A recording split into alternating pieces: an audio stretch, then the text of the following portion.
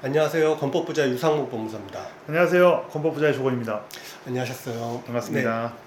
네. 오늘은 소규모 네. 건축 사업을 하는 건축주 분들이 가장 궁금해하실 내용으로 제가 네. 한번 질문을 한번 드려보고 싶어요. 네네. 뭐냐면 우리 흔히 말하는 네. 평당 건축비. 평당 건축비. 네. 그래서 우리가 보통 이런 것들이 그 사업성을 얘기할 때 네. 뭐 어떤 이게 수익이 날 거냐 안 날 거냐 이런 것들을 계산하려면 사업 수지 분석 맞아요. 그렇죠? 그렇게 할 때 가장 중요한 부분 중에 하나인 것 같아요. 맞아요. 예. 그런 거 어떻게 지금 계산하는지 우리가 어떻게 예상해 볼 수 있는지 사실 제가 누차 말씀드렸던 부분인데 평당 건축비라는 개념으로 저희가 접근을 하게 되면 네. 이 오차 범위도 굉장히 크고 특히 소규모에서는 굉장히 이 갭이 커져요. 왜냐면 규모가 작다 보니까 네. 숫자가 이 단가에 미치는 영향이 큰 거죠. 규모가 오히려 작다 보니까. 대규모라면 네. 그렇죠? 네. 부지도 넓을 거고 그렇죠. 어떤 뭐 정형화된 어떤 룰이 있을 텐데. 네. 그래서 또 소규모는 변수도 많고 그렇기 때문에 이 평당의 개념을 잘 잡아야 되는데 그게 어렵기 때문에 제가 평당 건축비는 좋지 못하다라고 하지만 너무나 많이 통용이 되고 있고 또 아까 말씀하신 것처럼 계략적으로 사업성 분석을 하기 위해서는 뭐 이 땅을 사느냐 마느냐 결정할 때 사업성 분석을 하기 위해서는 뭐 필요하지 않겠습니까? 제일 먼저 땅을 봤을 때 대략적 그렇죠. 기준을 잡을 수 있어야 되니까. 그래서 제가 그러면 그거에 대해서 우선 그 소규모 평당 건축비를 계산할 때 주의해야 할 점.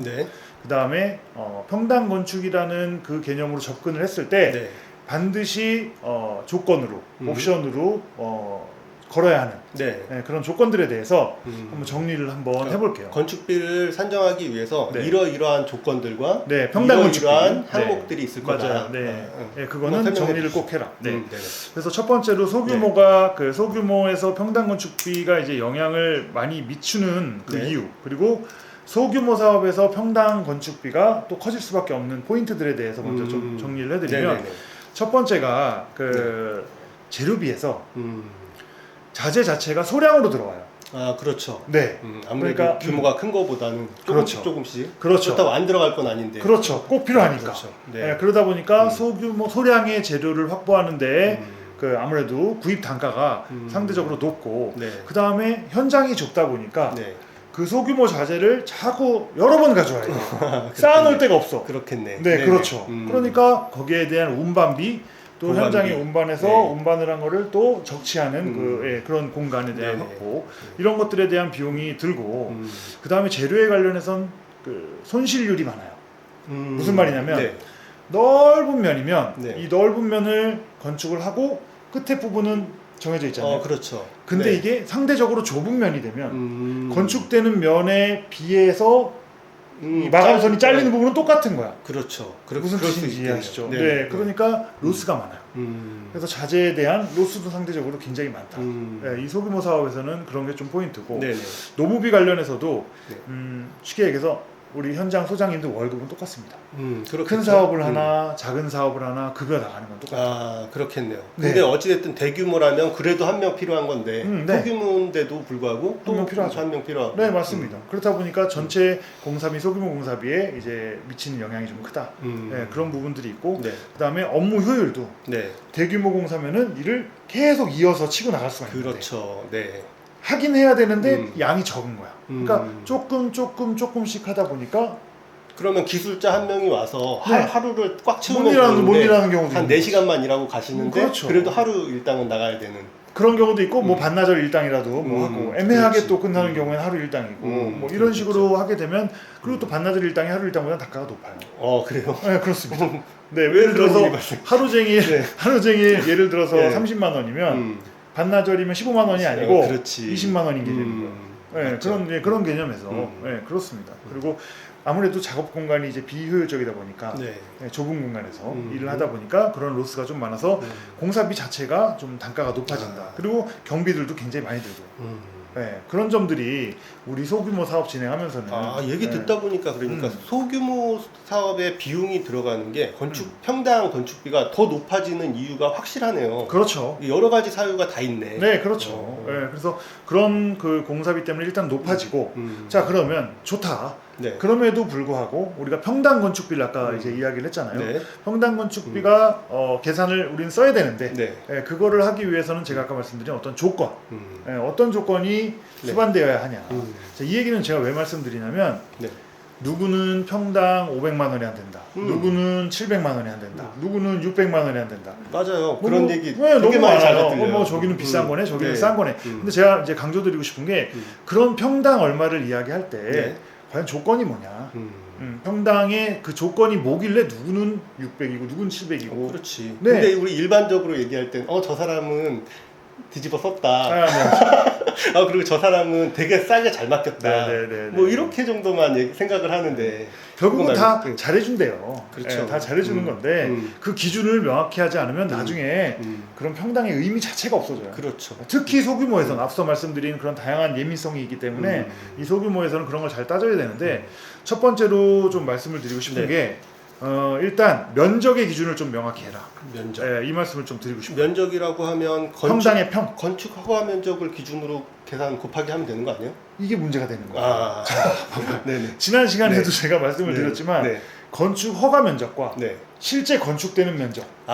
실제 그 뭐 서비스 면적. 그렇죠. 발코니 지난번에 면적. 이야기했잖아요. 네. 근데 발코니 면적, 뭐 장애인 엘리베이터, 비트실, 뭐 다양한 포인트들이 있지 않습니까? 네. 저희가 뭐 다락, 그렇죠? 음. 그런 서비스되는 실제 공간, 꼭 건축 서비스로 할 수 있는 거 아니에요. 누군가는 그렇죠. 재료도 쓰고 사람이 들어가서 일을 해야 되는 거예요. 똑같이 들어가겠죠. 그렇죠. 네, 그렇죠. 그래서 네. 그 실제 시공 면적이 굉장히 중요하다. 시공 면적이라는 개념을 좀 머릿속에 갖고 있는 게 그렇죠. 그래서 예를 들어서 생각할 때. 갑이라는 업자는 갑이라는 건설회사는 평당 600에 일을 한단다. 네. 근데 그게 허가 면적 기준인 거야. 예를 들자면. 네.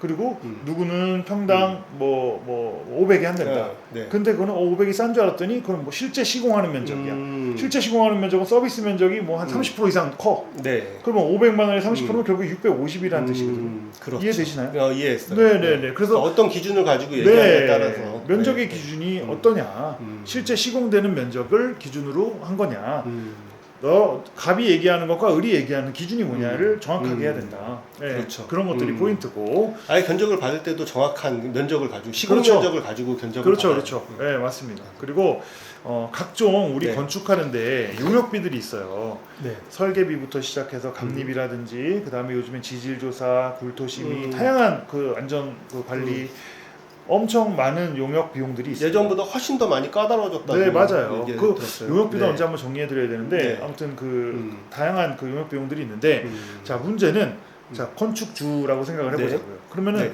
건축비에 그 용역비는 들어가야 됩니까? 안 들어가야 됩니까?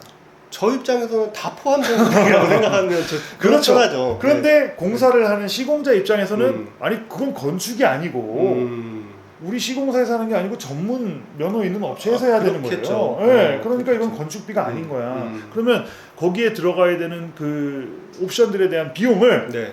그 평당에 녹아져 있냐 이게 그렇지 않느냐에 따라서 엄청 큰 차이가 나요. 그렇죠. 예를 들어서 총 도급 금액이 얼마냐? 근데 네. 도급 계약서가 한 개만 있는 게 아니라 여러 개야. 네, 네. 그런 얘기잖아요. 네, 그렇죠. 그러니까 그렇죠. 용역 계약서, 도급 계약서, 각종 계약서가 여러 개 있으면 철거 나는 도급 계약서. 계약서 기준만 얘기한 거야. 그거는 기준 자체가 모호해지고 말이 안 된다는 거죠. 그래서 평당으로 꼭 이야기를 해야 될 필요가 있을 때는 그런 것도 다 반영을 해야 된다. 그러면 지금 대표님이 말씀하신 이제 네. 우리 좀 이따 얘기하게 될 네. 평당 건축비가 얼마예요? 저는 네. 그게 제일 궁금한 거예요. 네네네. 그거 얘기할 때는 그런 비용들은 빠져 있는 비용을 말씀해 주시겠네요? 글쎄요, 그건 뭐 제가 하기 나름이죠. 뺄 수도 있고 안 뺄 수도 있고. 그러니까 그래요. 묻는 사람이 잘 물어야지. 묻는 사람이 자 이거를 포함해서 얘기해 주세요. 이렇게 얘기를 하지 않으면 그냥 요즘에 평당 얼마나 해요? 그러면 뭐 건축비만 뭐 얘기를 하면 마치 싼 것처럼 그렇죠. 얘기할 수가 있으니까. 네, 그러니까 무슨 얘기인지 정확히 알겠어요. 네, 이런 것들이 참 중요하다. 그리고 중요하다. 또 아까 방금 말씀하신 철거비. 철거는 건축입니까 아닙니까? 저는 건축이라고 생각합니다. 철거는 건축은 새로 짓는 네, 거고 그렇죠. 철거는 기존 네, 걸 없애는 네, 거잖아요. 그렇죠. 네, 그런 것들도 굉장히 영향이 크다. 100평 기준으로 예를 들어서 내가 100평을 건축한다고 치자고요. 근데 철거비가 예를 들어서 5천만 원이다. 그러면 평당 50만 원 차이 나는 거 아니에요? 그렇죠. 네. 정확히 그렇게. 네, 되죠. 그렇죠. 그러면은 누구는 평당 700에 한다 그러고 누구는 750에 한다고 했을 때 네, 똑같은 얘기가 될 수 있다고. 나는 대표님이 이제 여기서 네. 무슨 말을 하고 싶으신지 네. 정확히 알겠어. 네. 그러니까 내가 총 공사비를 생각하지 말고 뭉뚱그려서 생각하지 말고 이런 것들이 있으니까 건축주가 똑바로 분류를 하고 그렇죠. 똑바로 나눠서 그렇죠. 기준을 정확히 세우고 맞습니다. 그게 정확히 얼마가 되는지를 그렇죠. 물어봐라. 예, 그런 조건들 포함해서 정확히 얼마인지를 해야 네. 나중에 서로 문제가 없고 네, 건축주 입장에서 당했다는 느낌이 안 들죠. 잘 배웠습니다. 네. 죄송합니다. 아까 네. 그렇게 말씀드렸어요. 네, 그래서 그렇게 해야 되는 것들이 이제 각종 인입 비용이라든지 그 다음에 뭐 하자 보수 보증 관련해서 뭐 계약 이행 보증 관련해서 그리고 각종 마감 조건에서 따라 또 달라지니까 요거는 뭐 나중에 얘기지만 이런 네. 것들을 다 하나하나 또 항목을 다 나눠서 그렇습니다. 정확하게 산정을 해라. 네, 맞아요. 그리고 옵션도 마찬가지예요. 네. 세탁기하고 냉장고 건축비에 들어갑니까 안 들어갑니까? 아까까지는 들어가고 이제 싶었는데 이해하셨어요. 지금은 이제 네. 그건 정확히 별도의 항목으로 그렇죠. 아니면 계산을 해야 포함해서 되겠죠. 계산해 주던지 애초에. 그렇죠. 네, 이런 것들 그리고 요즘에는 허가 조건이랑 이런 준공 조건들이 다양히 있으니까 그런 것들을 좀 정리를 정확히 해야 되지 않나요? 네, 네. 그렇습니다. 그래서 평당 얼마라는 이야기가 나와야 네. 정확한 것 같습니다. 그러면 네. 저 이제 마지막으로 네. 정확히 그렇게 항목을 정확히 나눴을 때 네, 네. 우리 실제로 그런 건축을 하는 뭐 거의 들어가는 옵션이나 이런 것들 빼고 철거나 네, 이런 빼고, 것들 다 빼고 실제 이 건물을 지을 때 100평 기준 그러니까 평당 건축비가 요즘 얼마 정도 하는지 요즘 뉴스에서 너무 많이 올랐다고 네, 해서 맞아요. 사업성 분석하기가 무서운 상황이에요. 100평 건축 기준. 예, 100평 건축 기준으로 한번 최근 사례 개괄적으로 한번 얘기해 주시죠. 자, 저기서 자꾸 딴지를 거는 건 아닌데 네. 그것도 주택을 짓느냐, 그렇지. 상가를 짓느냐, 그렇지. 층고가 어떻게 되느냐, 또 마감 수준은 어떠느냐 하는데 자꾸 이런 식으로 나가면 답이 안 나오니까 답이 안 나오죠. 네, 제가 이렇게 계략적으로 저희가 최근에 이제 그 내역 작업을 하고 네. 건축 그 비용을 산출한 네. 그런 기준으로 일반적인 흔히 얘기하는 뭐 다세대 주택, 뭐 다가구 주택이지 않습니까? 주택. 네. 네, 주택류 계획을 할 때 순수 건축비만 네. 아까 얘기했던 옵션들 제외하고 네. 약 한 650에서 한 700 정도 사이. 650에서 700. 네, 그 정도. 그러면 생각보다는 제가 한 1년 전에도 그 평당 건축비가 한 네. 550에서 600 정도 한다. 네, 맞아요. 라고 들었었는데 네. 그러면 그때 말한 5, 600 정도는 네네. 아까 항목이 다 포함된 걸 기준으로 하나요? 1년 전은 굉장히 올랐었던 시기고 네. 지금 아마 한 2년 전 말씀하셨던 것 같아. 네네. 그때는 그런 것들이 이제 아무래도 좀 포함이 될 수 있었던 음. 건데 지금 한 20% 이상 올랐으니까 네. 그렇게 보시면 돼요. 그러면 한 2년 전보다 한 20% 정도 건축비가 올랐다. 네, 원래는 더 올랐다가 네. 조금 나아지긴 했는데 크게 떨어지진 않았고요. 네, 그래도 지금은 조금 안정화된 느낌입니다. 네, 요 수준에서 이렇게 안정화된 느낌. 그렇습니다. 그리고 뭐 그린생활시설 건축할 때는 네.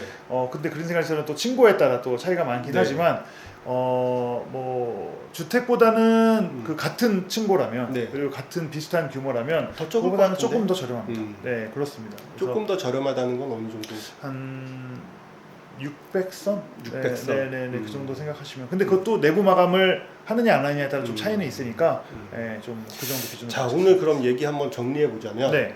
건축비라는 평당 건축비 네. 이걸 산정할 때 여러 가지 기준이 있으니까 네, 맞아요. 항목을 정확히 나누고 맞아요. 실제 건축비의 네. 내용 중에서 네. 우리 그 건축 허가 면적이라는 네. 이런 개념보다 네. 시공 면적을 그렇죠. 정확히 산정해서 그렇죠. 룰을 같이 해야 된다 이거예요. 룰을. 그렇게 해서 한번 계산을 해보고 음. 그걸 가지고 사업 수직 분석을 해야 된다. 그렇습니다. 맞습니다. 이렇게 이해하면 되겠어요? 네, 그래서 이런 거를 조사하거나 알아볼 때 기준을 좀 명확히 해서 알아보자. 그리고 정확한 금액을 산출하자. 나는 허가 면적으로 수지 분석했는데 알고 보니까 그게 또 기준이 다르더라. 이거는 낭패지 않습니까? 오늘 정확히 배운 것 같아요. 네. 하여튼 저는 이해했습니다. 이제. 네, 시청자분들이 이해를 해야 돼요. 이해하실 것 같아요. 알겠습니다. 제가 이해하면 웬만하면 이해하실 것 같아요. 알겠습니다. 네. 네. 그래서 요즘 그 공사비도 많이 오르고 금리도 오르고 그러니까 다들 힘들다고 하시고 요즘 이제 솔직히 건축으로 사업성 그러니까 수익을 내기가 쉬운 시기 아니에요. 예전보다 훨씬 어려워진 시기잖아요. 그래서 더 노력해야 됩니다. 그런데도 불구하고 우리 건축주분들은 또 포기하지 않으시고 이런 누군가는 시기에도 이 기회를 이걸 기회로 보고 준비하고 또 실행합니다. 그러니까 네, 그러고 계십니다. 그러니까 그런 분들이 계시는 한 네. 우리 대표님도 열심히 또 그분들을 도와주실 거예요. 네, 그래야죠. 오늘 너무 좋은 거 저로서는 정말 그 어떤 기준이나 이런 부분 확실히 배운 것 같아요. 네, 감사하고요. 잘 됐네요. 네. 오늘 방송은 여기까지 하고 알겠습니다. 다음에 또 찾아뵙도록 하겠습니다. 네, 감사합니다. 고맙습니다.